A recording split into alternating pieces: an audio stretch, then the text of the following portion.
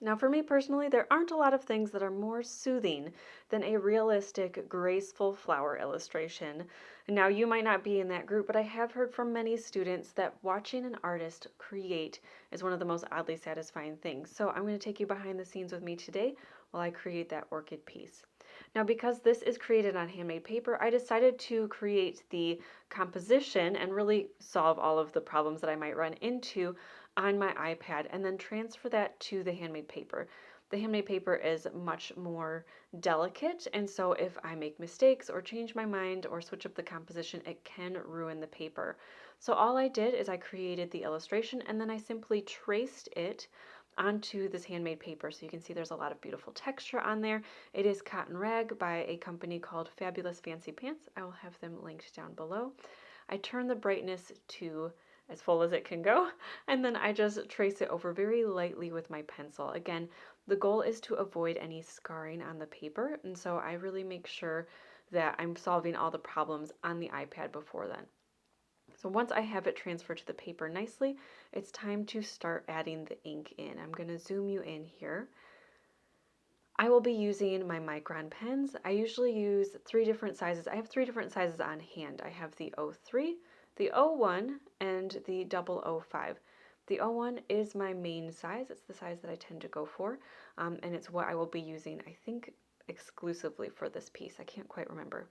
I also will be using a kneaded eraser, and if I have any larger mistakes that I need to fix, I will be using this mono sand eraser, and that will basically take off a layer of the ink, or of the paper on the ink.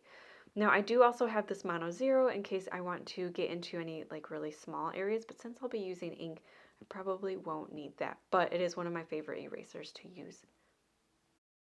Now again, because the drawing is pretty much complete, I'm just kind of finishing it with the ink and really making this piece come to life. But the composition is done, so I won't be sharing a lot of tips and tricks for actually drawing, but I hope that while you're watching it, you're able to pick up some of the things that I do, some things that help. This is going to be in real time. You're going to see that I am a very slow drawer, and I hope that you enjoy this. If you would like to see more of these like more casual draw with me videos, I would be thrilled to make them for you, but you need to let me know in the comment section down below because I'm worried that this is going to be a really boring video. But I hope that you'll be able to pick up some tips along the way.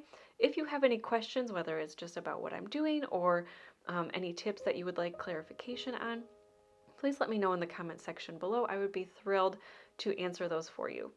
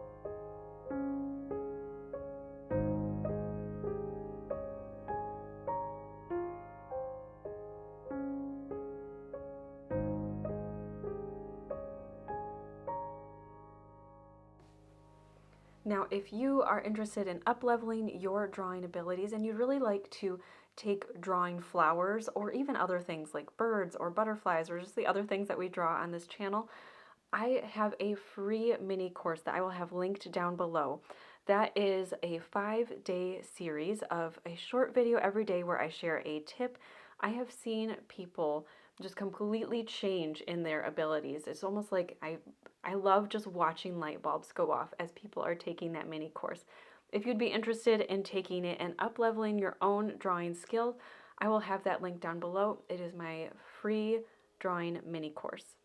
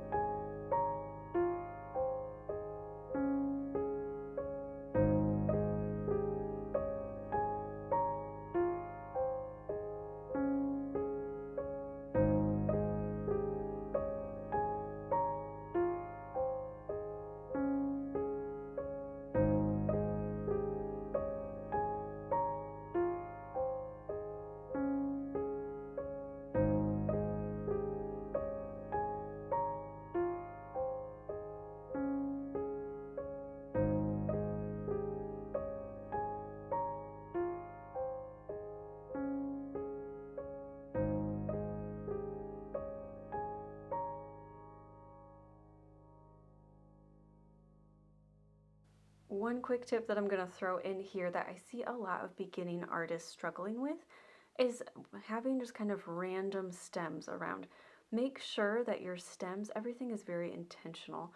And so each one of these stems leads to a flower. Sometimes I'll start with the stem, sometimes I'll start with the flower. I don't really think that you have to start with one or the other in order to have a successful painting, but do make sure that things are intentional. So a leaf shouldn't just be kind of in the background, it should come from somewhere. The stem should lead to the center of the flower and so on. And so you'll see, even though there's only going to be like a little line right here, I'm still continuing the stem to show where it's coming from, where it's going, and it helps to give, it kind of grounds the flower because it has, something that is consistent and a little bit more geometric and just more solid than the more delicate petals to kind of hang on to. And so keep that in mind as you are creating. Also keep in mind kind of I call them junctions, where different elements intersect. It's usually not just two lines creating a V like you see over there on the left. Sometimes it is where you see like the two buds kind of come together. They branch off in like this very consistent Y. It's not always like that. So make sure that you're paying attention to those little details.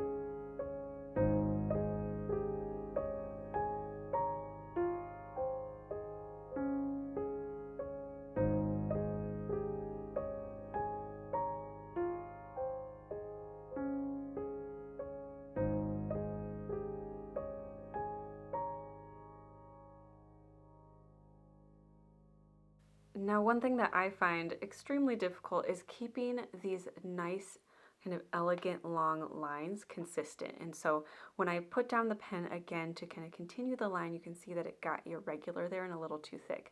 I'm just taking this Mono Zero eraser and I'm very, very carefully massaging the top of the paper. And that's just to get that a little bit more consistent. See how it picked up some of that pigment there?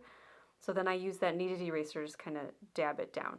And that will help to make it a little bit less thick, less glaring. It might be something that you didn't notice, but it was bothering me. So I decided to go back in and fix it just by, again, very gently rubbing that across the surface of the paper and picking it up with the kneaded eraser.